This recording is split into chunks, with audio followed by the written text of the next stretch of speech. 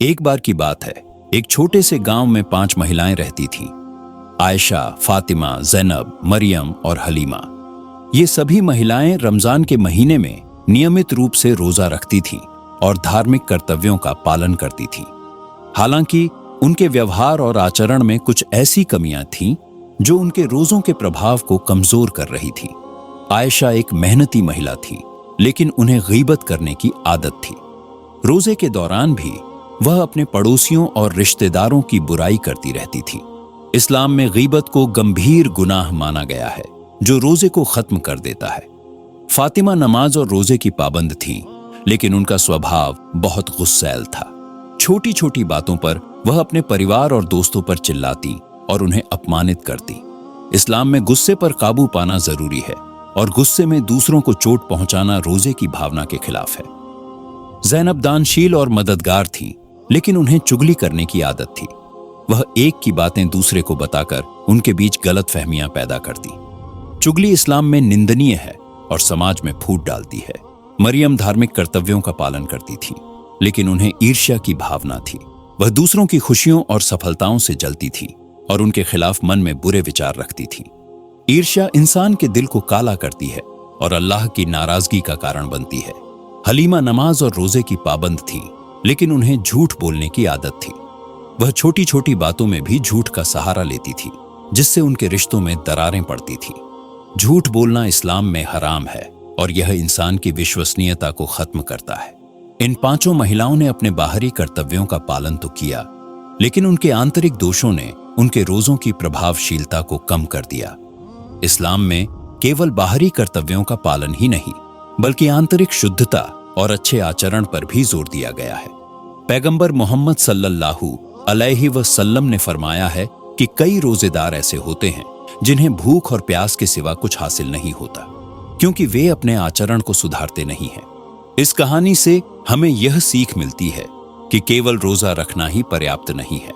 हमें अपने आचरण, बोलचाल और दिल की भावनाओं को भी शुद्ध करना चाहिए, ताकि हमारे रोजे वास्तव में हमें अल्लाह के करीब ले जाए और जन्नत का हकदार बनाए। इस्लाम में रोजा केवल भूख और प्यास सहने का नाम नहीं है, बल्कि यह आत्म संयम, आत्मनिरीक्षण और आत्म सुधार का माध्यम है। यदि हम अपने आचरण को सुधारें और दिल की बुराइयों से बचें, तो ही हमारे रोजे हमें जन्नत की ओर ले जाएंगे। इसलिए हमें चाहिए कि हम अपने बाहरी कर्तव्यों के साथ साथ आंतरिक शुद्धता पर भी ध्यान दें, ताकि हम अल्लाह की रजा हासिल कर सकें और जन्नत के हकदार बन सकें। इस कहानी के माध्यम से यह स्पष्ट होता है कि केवल धार्मिक कर्तव्यों का पालन करना पर्याप्त नहीं है। हमें अपने आचरण और दिल की भावनाओं को भी शुद्ध करना होगा, ताकि हमारे इबादतें वास्तव में फलदायी हों और हमें जन्नत की ओर ले जाएं। अंततः यह हमारी जिम्मेदारी है कि हम अपने अंदर की बुराइयों को पहचानें और उन्हें दूर करने का प्रयास करें, ताकि हमारे रोजे और अन्य इबादतें अल्लाह की नजर में कबूल हों और हमें जन्नत का मार्ग प्रशस्त करें।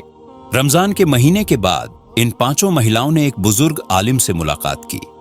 उन्होंने उनसे पूछा, हम रोजे रखती हैं, नमाज पढ़ती है, लेकिन फिर भी हमें लगता है कि हमारी इबादतें पूरी तरह से असरदार नहीं हो रही हैं। क्या हम जन्नत में जा सकेंगे? आलिम ने मुस्कुराते हुए जवाब दिया, बेटियों, रोजा केवल भूखे और प्यासे रहने का नाम नहीं है। यह आत्म संयम, अच्छा आचरण और अल्लाह की मर्जी के अनुसार जीने का नाम है। अगर कोई रोजा रखता है लेकिन गीबत, झूठ, गुस्सा, चुगली और ईर्ष्या नहीं छोड़ता, तो उसका रोजा अधूरा रहता है। आलिम ने पैगंबर मोहम्मद सल्लल्लाहु अलैहि वसल्लम की हदीस सुनाई। बहुत से रोजेदार ऐसे हैं जिन्हें उनके रोजे से सिर्फ भूख और प्यास ही नसीब होती है, क्योंकि वे अपने आचरण को सुधारते नहीं हैं। 5 महिलाओं ने यह सुनकर अपने गुनाहों को महसूस किया।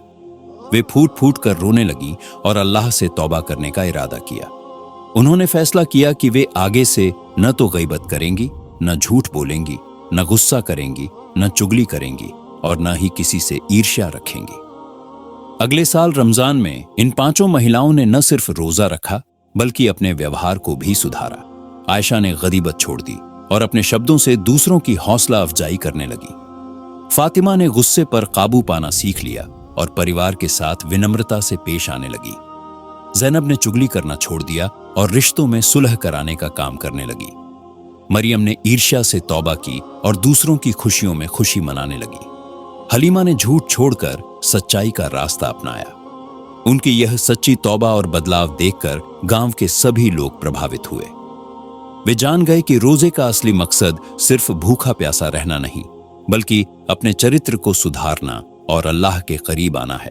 रोजा सिर्फ खाने पीने से बचने का नाम नहीं है, बल्कि अपने व्यवहार, शब्दों और सोच को सुधारने का जरिया है।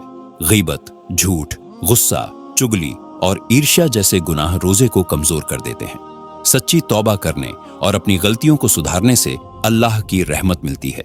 रोजे का असली मकसद आत्म संयम और अच्छे आचरण को अपनाना है, ताकि हम जन्नत के हकदार बन सके।